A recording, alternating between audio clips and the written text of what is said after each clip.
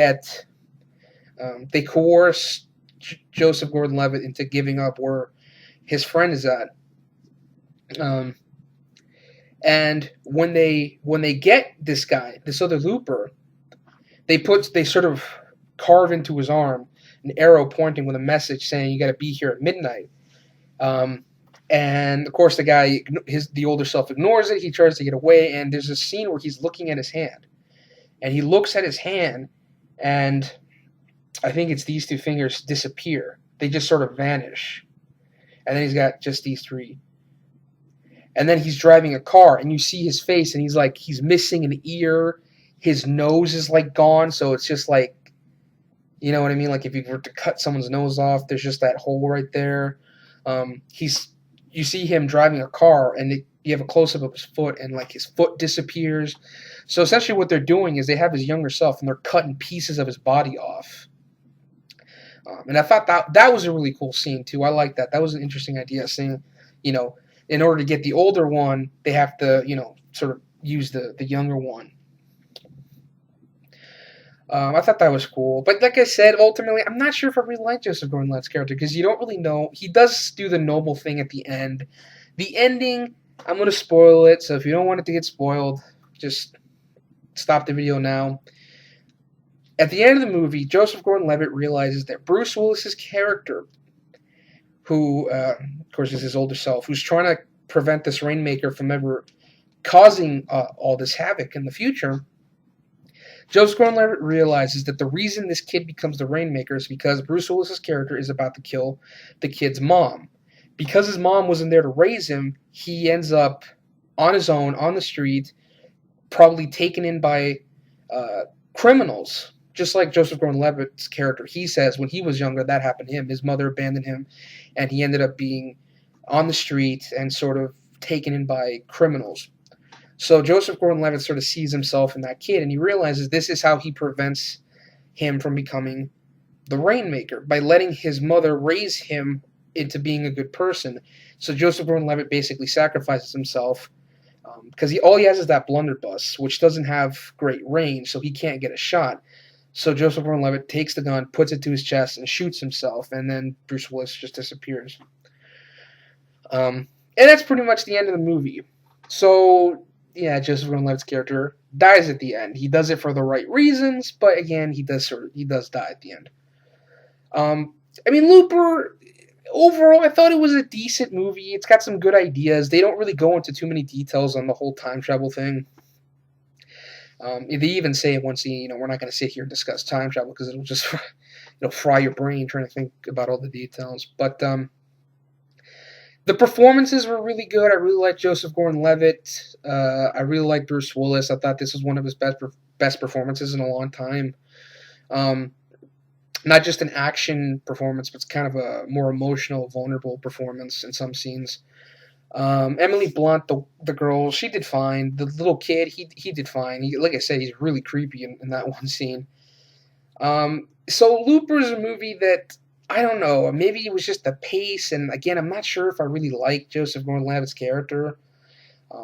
Why do they need loopers? It doesn't really make any sense. It's just sort of an excuse to have this plot. Overall, if you're expecting an action movie, you're going to be disappointed.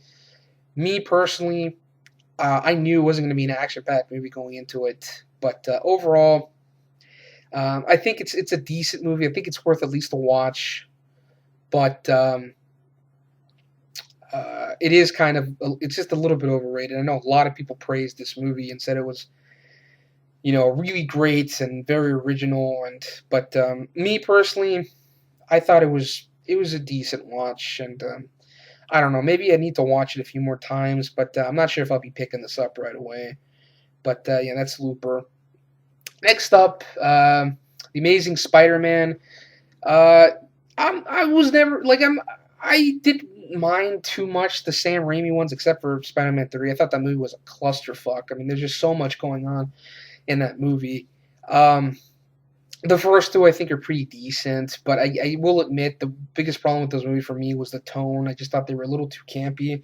I know Spider-Man is supposed to be funny, but Spider-Man, the guy, not the overall, movie. I mean, a lot of the jokes in it were kind of stupid. Like, we'll have Peter Parker drop his books, and we'll have people walk by and smack him in the head with their backpacks. Yeah, it's not very funny, and the stupid raindrops are falling on my head. I mean, again, not very funny. So, I mean, The Amazing Spider-Man, nothing about it really pissed me off, but also nothing about it really blew me away. It's nothing you haven't seen before.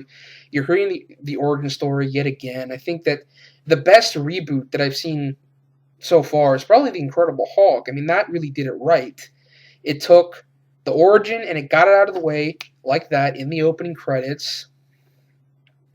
And it jumped right into the story. Bruce Banner's already the Hulk. He's already trying to figure out what he's going to do. And it worked. Here, we have to spend almost an hour to get to Spider-Man.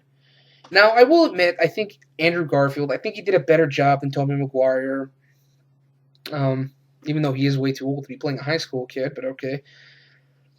Because he does look to be about 30 years old. Martin Sheen and I forgot the woman's name who plays Aunt May. I thought they were fine. I thought they did a decent job. Emma Stone as what the fuck was her name? Gwen Stacy. She was fine. Dennis Leary as Sergeant O'Murphy McIrish. Oh wait, that was his name. That's from the Honest trailer, by the way. If you haven't seen the Honest trailer for The Amazing Spider-Man, it's really funny. It's actually in my favorites, if you want to check it out. Dennis Leary, he was fine. The guy who was the Lizard, I thought he did fine as well. So for me, the acting was not that big of a deal. The problem was the pace. It does take a little bit long to get going. The Lizard as a villain, the look of the Lizard, I think, would have been better if it had the snout. In fact, I think that this design for the Lizard with the flat face, I think they used something like this in Spider-Man 2, the video game. I think I remember seeing a screenshot of the Lizard in that game, and he didn't have a snout. He had like the sort of flat face. I guess the point of that was to give him like a more human feature. But I was not a huge fan of the design. And the Lizard's plan is kind of stupid, trying to turn everybody into lizards because they're a superior race of lizard peoples. Because apparently the Lizard's a Nazi now. He's a Nazi now, apparently. But again, it's a comic movie, so I kind of let that go. It's stupid, but okay, fine. What I liked was the overall tone. I was glad that it kind of took itself a little bit more seriously. I would have liked a little bit more humor, though. Even if it does take itself more seriously, I think Spider-Man should have had a little bit more of a wit to him, because he really doesn't have any wisecracks or anything like that until after he becomes Spider-Man, and even then, it's only one little thing with the car thief.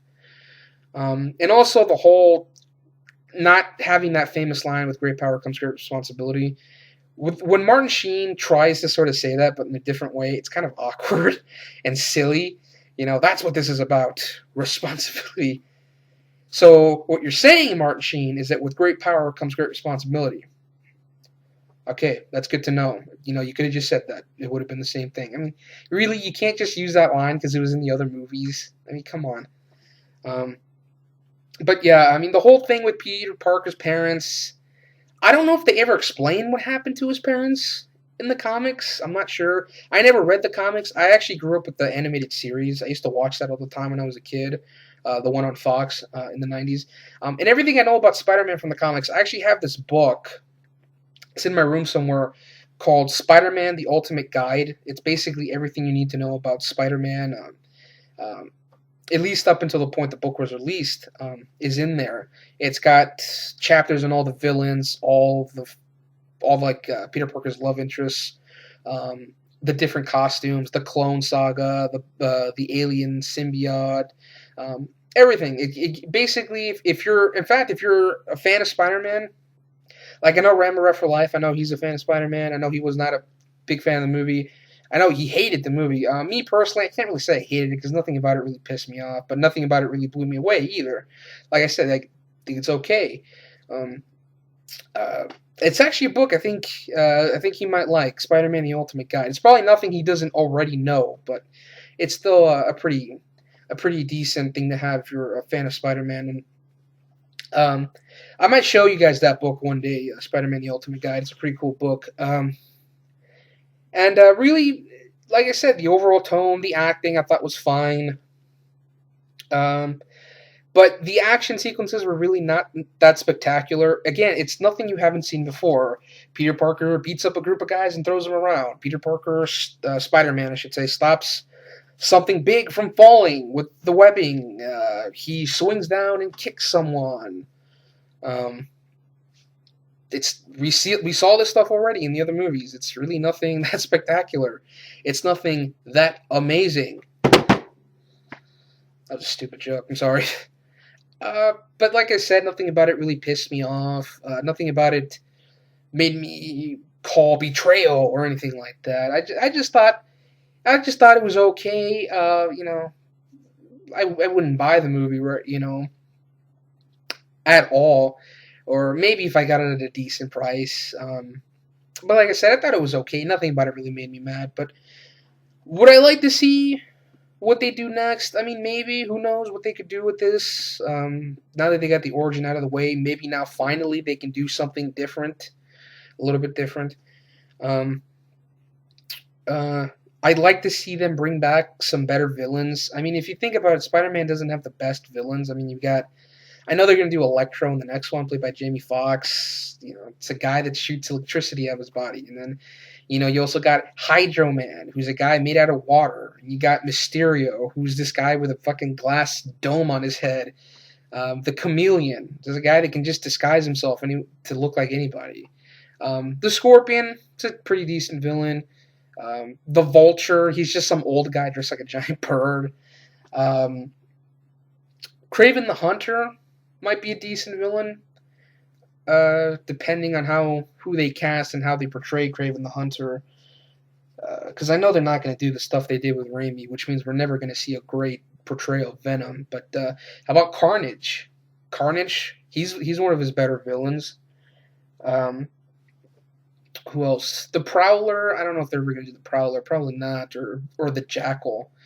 They didn't even do the Jackal on the animated series. If I remember correctly. And, who else? Rhino, the big bulky guy that's dressed like a rhino. Come on, they're not going to do those. Spider-Man doesn't have the best villains. Even the Lizard. I think eventually he became an ally because didn't Dr. Connors start to take over so he could turn into the Lizard, but he was still there, so he became more like an ally to Spider-Man, if I'm not mistaken. So yeah, that's the Amazing Spider-Man. And also, I just want to address one thing about this movie. I know one of Rambert Life's biggest complaints was that Spider-Man, Peter Parker, he did a terrible job hiding his secret identity. And I know he's also a fan of Daredevil, as am I. I really like Daredevil with Ben Affleck. I actually didn't know so many people disliked that movie, but I saw that movie at the theater, and I really like it. Daredevil, Matt Murdock, also does a terrible job of hiding his secret identity because, from what I understand in the comics, Daredevil in New York, he's supposed to be like an urban legend. Like, the cops never want to acknowledge that he exists. They always want to say it's just a legend. But in Daredevil, Matt Murdock leaves behind those two connecting Ds that light up, with the flames in the subway. Okay? And then when he's Matt Murdock, there's several scenes where he kind of gives away that he has this radar sense. When Jon Favreau throws that ball at him, he catches it. When he first meets Elektra and he has that fight with her in broad daylight in front of a bunch of people, does he not think that somebody's going to not think it's weird that a blind guy is able to move like that if he can't see? So, and from what I understand, that's something Matt Murdock in the comics would never do. He would never show his abilities in public. So, even though Daredevil's a better movie, and to me, the whole Peter Parker not really hiding his identity that well, to me, that's not that big of a deal. Just like in Daredevil, it's not that big of a deal,